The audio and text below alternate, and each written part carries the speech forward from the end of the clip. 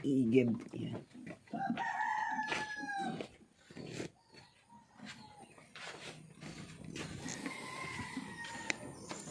Igib muna tayo guys. Dito lang naman, malapit lang naman sa bahay yung igiban, yung sapa.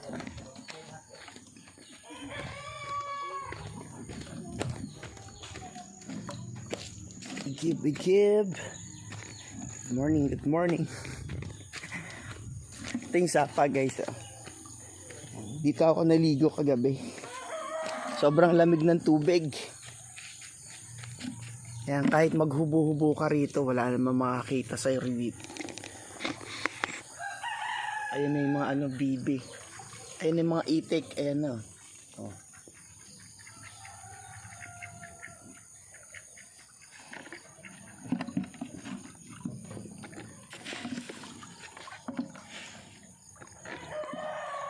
Dito yung panggamit dito, pang CR. Pwede pang ligo rito kasi galing dito sa galing sa bundok yung tubig nito. Tapos doon sa kabila naman, ano naman yun, malaking ilog. Ayan. Ayan. Dito dapat masipag ka lang. Unlimited naman yung tubig. Tapos yun, may itik. Dinudumihan yung tubig. Pinapalabo.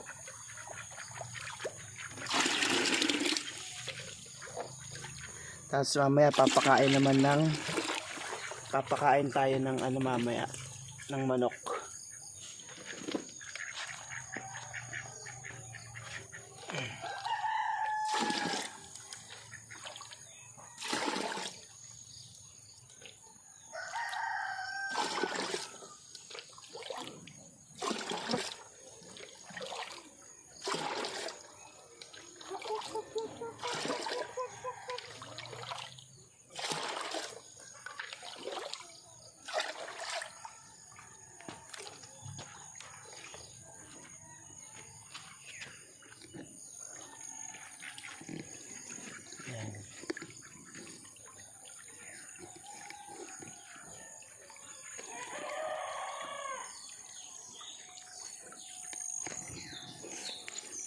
Dito.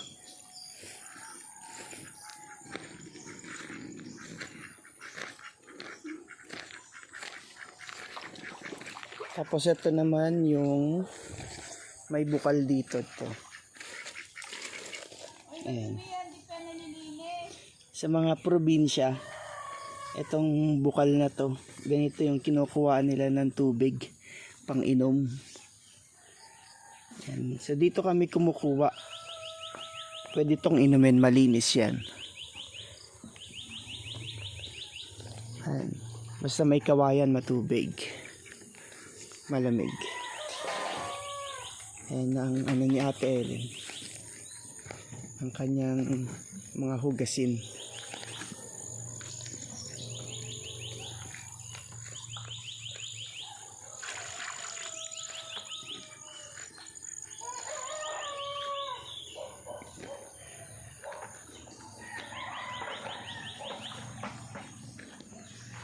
Ayan, puro ipil pala rito eh.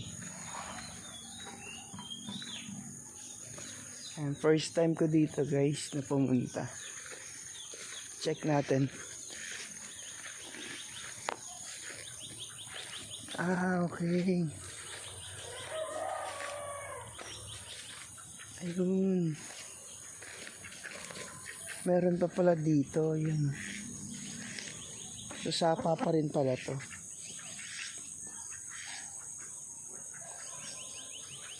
Yan.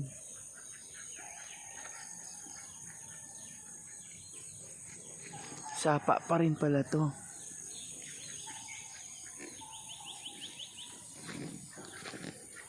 Ang kukulit ng mga itik, sinusundan ako.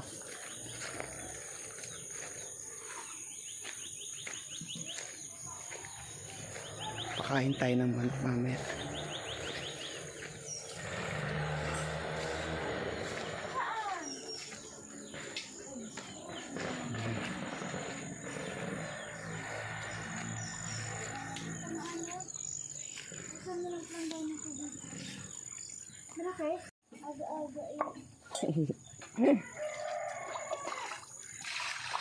Nagkabig ka ba?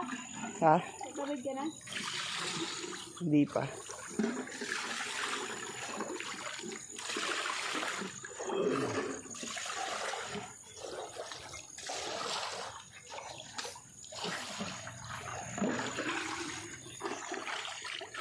Daming tubig ngayon, ano? Nung summer, ang ano na to eh, di ba? Ang liit. Oo. Maliit pa nga. July na eh. Wala pa rin ano. Ulan. Pagdating ng August, yan. Tapos na.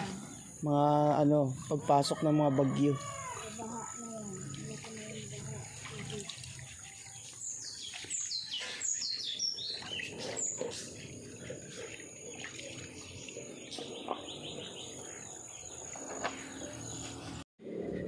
Alright. So, pakain naman tayo ng ating mga alaga. Itong mga native chicken. Yan. Mga palaboy. Oh! Nasaan na isa nito?